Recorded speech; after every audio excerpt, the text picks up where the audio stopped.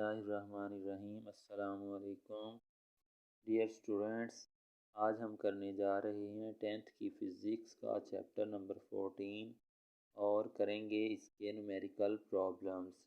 हमारे पास पहला numerical problem है 14.1।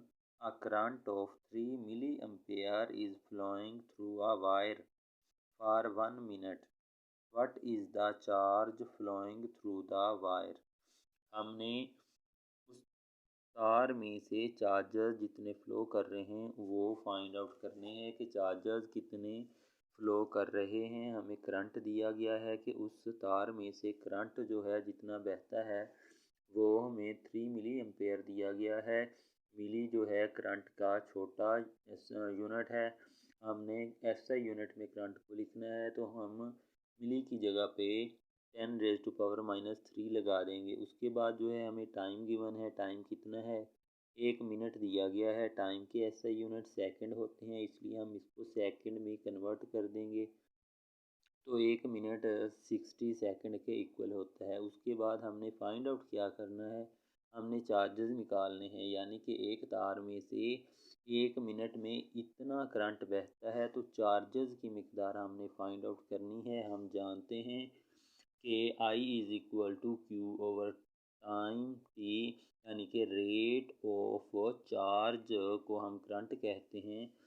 तो यहाँ से हम Q की वैल्यू निकाल लेंगे। Q is equal to I T आ जाएगा। इज़ इक्वल टू आई की वैल्यू क्या है, इधर आई की वैल्यू पुट कर देंगे 3 मल्टीप्लाई 10⁻³ और उसके बाद टाइम कितना है 60 सेकेंड है। तो Q इज़ इक्वल टू, इसको हम मल्टीप्लाई करेंगे 3 मल्टीप्लाई 6 तो 1 छक्का 2 छक्का 12 3 18 हो जाएगा और ये 0 साथ आ जाएगा 180 हो जाएगा मल्टीप्लाई 10⁻³ कॉलम। चूँकि चार्ज के एसआई यूनिट कॉलम है तो एसआई यूनिट लगाना आप लोगों ने नहीं भूलना। प्रॉब्लम है हमारा 14.2।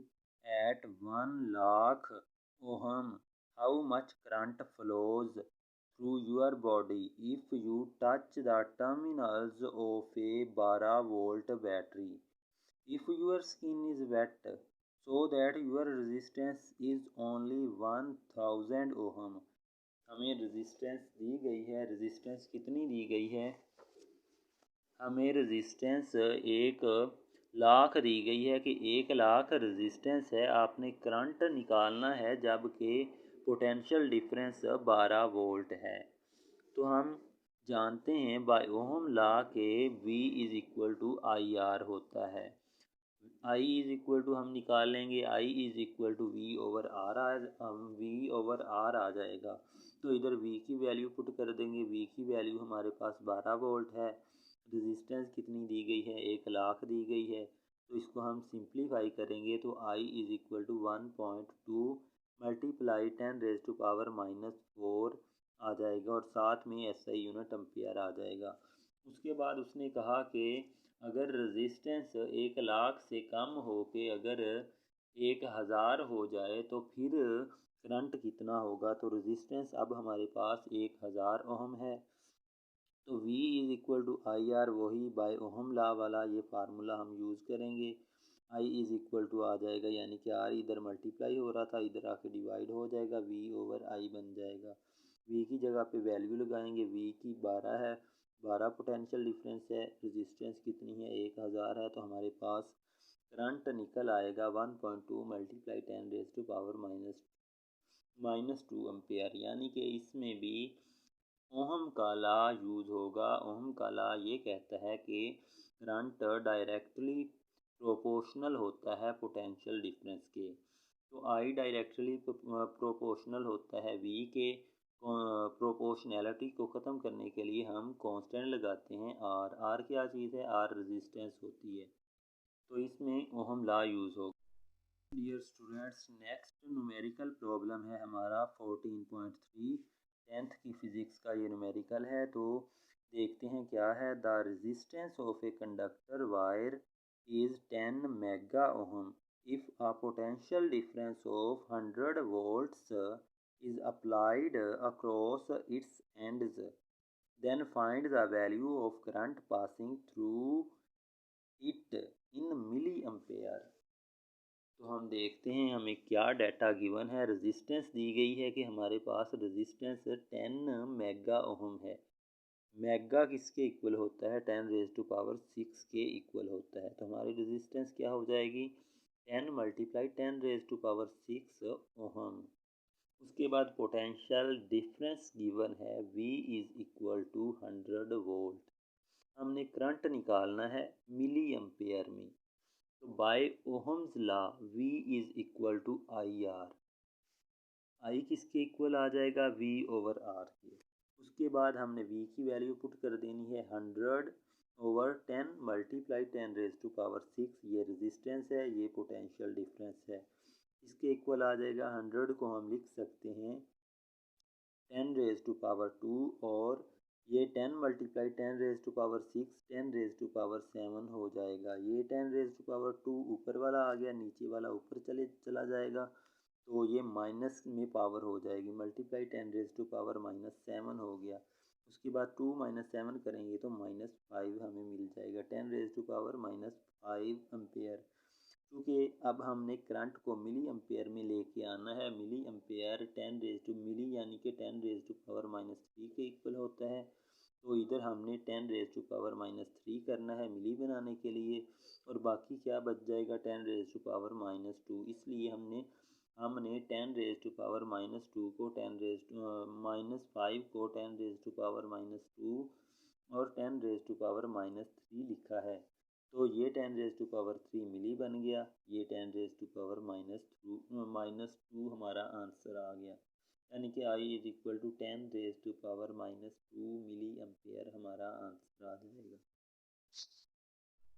ये है हमारा numerical problem 14.4। By applying a potential difference of 10 volt across a conductor, a current of 1.5 ampere passes through it. How much energy would be obtained from the current in 2 minutes? सबसे पहले हम देखेंगे हमें क्या गिवन है। Data जो given है वो पोटेंशियल डिफरेंस है, कितना दिया गया है? 10 वोल्ट दिया गया है। उसके बाद करंट दिया गया है I is equal to 1.5 ampere है। टाइम गिवन है, टाइम कितना है? 2 मिनट है। तो 2 मिनट के 120 सेकंड बन जाएंगे, 120 सेकंड बन जाएंगे। हमने फाइंड आउट क्या करना है? तो एनर्जी फाइंड आउट करनी है। एनर्जी को यहाँ पे W से रिप्रेजेंट किया जा रहा है। हमारे पास फार्मूला कौन सा होता है? हमने ये जॉल का लॉ पढ़ा हुआ है। बाय जॉल लॉ लगाएंगे W is equal to ITV। I की वैल्यू 1.5 है, E की वैल्यू 120 है, V की वैल्यू 10 वोल्ट है। तो इधर हम वैल्यूज पुट करेंगे, इसको मल्टीप्लाई करेंगे तो 1800 जॉल आ जाएगा। ये फार्मूला हमने कहाँ से लिया है? हमारे पास I is equal to Q/T है। हम ये जानते हैं कि करंट किसके इक्वल होता है? रेट ऑफ चार्जेस के इक्वल होता है। तो यहाँ से हम Q की वैल्यू निकाल सकते हैं। Q is equal to IT।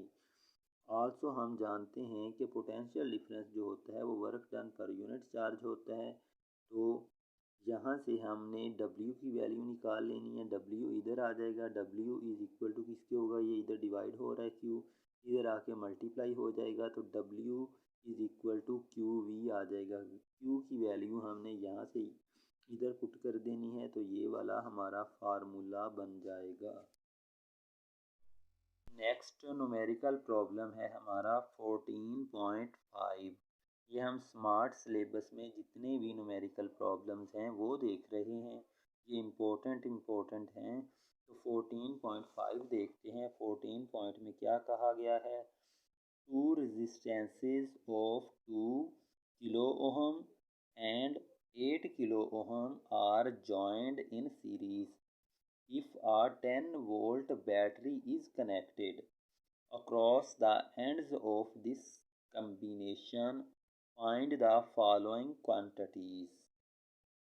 सबसे पहले हमने देख लिया कि रेजिस्टेंसेस को सीरीज में जोड़ा गया है। रेजिस्टेंसेस क्या क्या हैं? दो रेजिस्टेंसेस दी गई हैं, एक है R1 और दूसरी है R2। R1 कितनी है? 2 किलो ओहम है। R2 कितनी है? 8 यानी कि 8 किलो ओहम है। तो पोटेंशियल डिफरेंस कितना गिवन है, 10 वोल्ट है। हमने ये डायग्राम बना लेनी है, अगर आपने बनानी है तो बना लें, अगर नहीं बनाना चाहते फिर भी खैर है, डायग्राम ज़रूरी नहीं है। लेकिन अगर डायग्राम आप बना लेंगे तो आपको अच्छी तरह से समझ आ जाएगी। ये हमारी बैटरी है 10 वोल्ट, ये दो रजिस्टेंसेस हैं, करंट यहाँ से जा रहा है, इस तरह से आ रहा है, तो हर रजिस्टर में से सेम करंट पास कर रहा है। तो I is equal to I1 is equal to I2 हो जाएगा। सबसे पहले हमने क्या फाइंड आउट करना है, पॉइंट ए है equivalent resistance of the parallel combination. Equivalent resistance को हम REQ से लिखते हैं, तो ये हमने निकालनी है। चूँकि रेजिस्टर्स को सीरीज़ में जोड़ा गया है तो इसलिए in series combination REQ is equal to R1 plus R2 होता है। R1 की वैल्यू क्या है, 2 के ओहम है, प्लस R2 की वैल्यू क्या है, 8 के ओहम है, तो ये प्लस करेंगे 10 के ओहम आ जाएगा। उसके बाद हमारा नेक्स्ट पार्ट है इसी न्यूमेरिकल प्रॉब्लम का। उसमें क्या पूछा गया है, उसमें है कि current passing through each of the register. Her register में से हमने देखना है हर रजिस्टर में से करंट कितना फ्लो कर रहा है। तो current passing through each resistor हम देखेंगे। I इज़ इक्वल टू हमने फाइंड आउट करना है, यहाँ पे चूँकि I1 भी फाइंड आउट करना है, I2 भी, चूँकि I is equal to I1 I2 है तो इसलिए हम I फाइंड आउट करेंगे।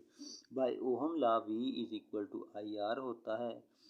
यार V is equal to IREQ, चूँकि रेजिस्टेंस हमारी REQ है, चूँकि इन दोनों रजिस्टर्स को हम हटा के एक इक्विवेलेंट रजिस्टर लगा सकते हैं। तो यहाँ से हम I एक साइड पे ले आएंगे, I इज़ इक्वल टू बन जाएगा V ओवर REQ, यानी कि equivalent resistance is equal to आ जाएगा। V की वैल्यू कितनी है, 10 वोल्ट है। इक्विवेलेंट रेजिस्टेंस हमने अभी निकाली है, वो भी 10 किलो ओहम है, तो ये हमारा क्या बन जाएगा, 1 मल्टीप्लाई 10⁻³ एम्पेयर। 10⁻³ को हम मिली लिख सकते हैं, तो इस तरह से I is equal to 1 milli ampere बन जाएगा। न्यूमेरिकल प्रॉब्लम का तीसरा पार्ट है, सी पार्ट है, उसमें क्या पूछा गया है, potential difference across each of the resistance, यानी कि दो रजिस्टर यूज़ किए गए हैं इसमें, तो दोनों के अक्रॉस पोटेंशियल डिफरेंस हमने निकालना है। Potential difference across each resistor, तो यहाँ पे हम फार्मूला यूज़ करेंगे, V is equal to IR है, अगर V1 कर दें तो V1 is equal to I1 R1 हो जाएगा। क्योंकि I is equal to I1 is equal to I2 है, तो इधर V1 is equal to IR1 हो जाएगा। बिल्कुल इसी तरह से V2 is equal to I2 R2 है, तो V2 is equal to IR2 हो जाएगा। V2 is equal to IR2, चूँकि I इसके बराबर है, I1 भी I के ही बराबर है और I2 भी I के ही इक्वल है। तो इस तरह से हम पोटेंशियल डिफरेंस को, रजिस्टर R के पोटेंशियल डिफरेंस को भी निकालेंगे और रजिस्टर R1 के पोटेंशियल डिफरेंस को भी और रेजिस्टेंस R2 के पोटेंशियल डिफरेंस को भी। तो V1 इज़ इक्वल टू, ये I की वैल्यू कितनी है, 1 मल्टीप्लाई 10⁻³ है। R1 की वैल्यू कितनी है, 2 मल्टीप्लाई 10⁻³, 2 किलो ओहम दी गई है रेजिस्टेंस, तो इसको मल्टीप्लाई करेंगे 2 वोल्ट्स आ जाएगा। कैसे आएगा, ये 10⁻³ है, ये +3 है, 10⁻0 हो जाएगा, 10⁻0 1 के इक्वल होगा और ये 1 मल्टीप्लाई 2 बन जाएगा, 2 वोल्ट्स आ जाएगा। इसी तरह से हम V2 निकालेंगे, V2 किसके इक्वल आएगा, IR2, इधर वैल्यूज़ पुट कर देंगे और इसको सिंप्लीफाई करेंगे तो हमारा आंसर 8 आ जाएगा, 8 वोल्ट्स आएगा। जी स्टूडेंट्स, नेक्स्ट न्यूमेरिकल प्रॉब्लम है हमारा 14.6। Two resistances of 6 kilo ohm and 12 kilo ohm are connected in parallel. A 6 volt battery is connected across its ends. Find the values of the following quantities. हमारे पास दो resistances हैं। Resistances R1 is equal to 6 kilo ohm and resistance R2 is equal to 12 kilo ohm. इन दोनों resistances को parallel तरीके से parallel combination के ज़रिए एक 6 वोल्ट की बैटरी के साथ कनेक्ट किया गया है। तो हमने ये वाला डाटा लिख लिया। गिवन हमें क्या क्या है तो R1 गिवन है, R2 गिवन है। हमने फाइंड आउट क्या करना है, potential difference find out. Potential difference भी गिवन है, V is equal to 6 volt. इस न्यूमेरिकल प्रॉब्लम के 3 पार्ट हैं। पहले पार्ट में हम फाइंड आउट करेंगे equivalent resistance of the parallel combination. Parallel combination की इक्विवेलेंट रेजिस्टेंस निकालेंगे, उसको REQ से लिखा जाता है। As in parallel combination REQ is equal to R1 plus R2। इधर हम इसकी वैल्यूज़ पुट कर देंगे। R1 की वैल्यू क्या है, 6 मल्टीप्लाई 10 रेज टू पावर 3 है, प्लस 1 ओवर R2 की वैल्यू क्या है, 12 मल्टीप्लाई 10 रेज टू पावर 3। अब इसको हम ऐड कर देंगे। ये 2 plus 1 over 12 multiply 10 raise to power 3 बन जाएगा। 3 एकम 3, इसको पहाड़े के जरिए काटेंगे, 3 एकम 3, 4 तिया 12 हो जाएगा। ये 1 over 4 multiply 10 raise to power -3। क्योंकि इधर 1 ओवर REQ है, इधर हमने फाइंड आउट क्या करना है, equivalent resistance REQ find out करनी है। तो ये किसके इक्वल आ जाएगी, ये 1/4 था, इसको भी उल्टा देंगे, इसको भी उल्टा देंगे, ये 4 हो जाएगा। ये माइनस का 3 था तो ये प्लस का 3 हो जाएगा। किसके इक्वल आ जाएगा, 4 10 raise to power 3 kilo ohm बन जाएगा। नेक्स्ट पार्ट है इसी न्यूमेरिकल प्रॉब्लम का, current passing through each of the resistances. अब हमने करंट फाइंड आउट करना है पैरेलल तरीके से। अगर रेजिस्टेंसेस को जोड़ा जाए तो पोटेंशियल डिफरेंस बिल्कुल सेम होता है हर रेजिस्टेंस का। तो इसलिए V is equal to V1 is equal to V2। By ohm law अगर हम देखें तो V इज इक्वल टू होता है IR के। V1 किसके इक्वल आ जाएगा, I1 R1 के। क्योंकि V1 is equal to V2 is equal to V3। जितने भी रेजिस्टेंसेस होंगे उन सब का पोटेंशियल डिफरेंस सेम रहता है, इसलिए V is equal to I1 R1 आ जाएगा। I1 की वैल्यू हम देखेंगे क्या आती है, I1 is equal to V over R1 बनेगा, is equal to 6 over 6 multiply 10 raise to power 3। तो ये 1 multiply 10 raise to power -3 ampere बन जाएगा।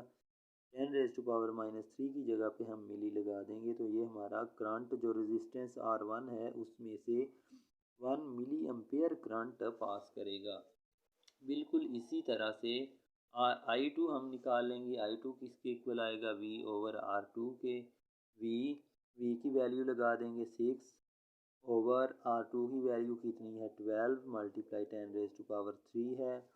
तो ये इसको हम डिवाइड कर देंगे, 6 डिवाइड बाय 12 करेंगे तो ये 1/2 आ जाएगा। 1/2 मल्टीप्लाई 10 रेज टू पावर -3 क्यों है, नीचे ये प्लस में था, ऊपर जाके -3 बन जाएगा, 10 रेज टू पावर -3 बन जाएगी। ये 1/2 0.5 multiply 10 raise to power -3 ampere आ गया।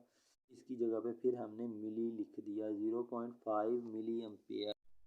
इसी क्वेश्चन का तीसरा पार्ट है। तीसरे पार्ट में क्या पूछा गया है, potential difference across each of the resistance.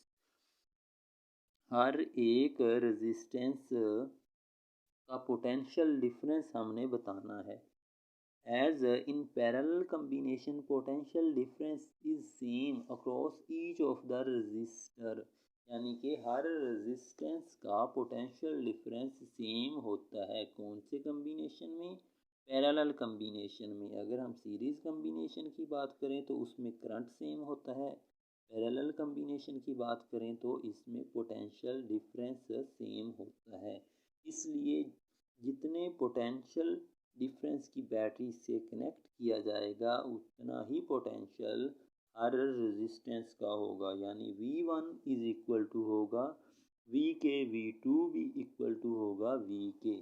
तो इस तरह से हमारे पास V कितना था, 6 वोल्ट था, तो हर एक रेजिस्टेंस का पोटेंशियल डिफरेंस 6 वोल्ट हो जाएगा। जी तो स्टूडेंट्स, ये थे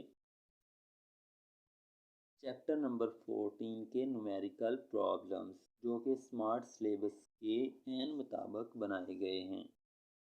उम्मीद है कि आप लोगों को ये वीडियो पसंद आएगी। अगर आपको वीडियो पसंद आती है तो वीडियो को लाइक करें, शेयर करें और चैनल को लाजमी तौर पे सब्सक्राइब करें। Thanks for watching.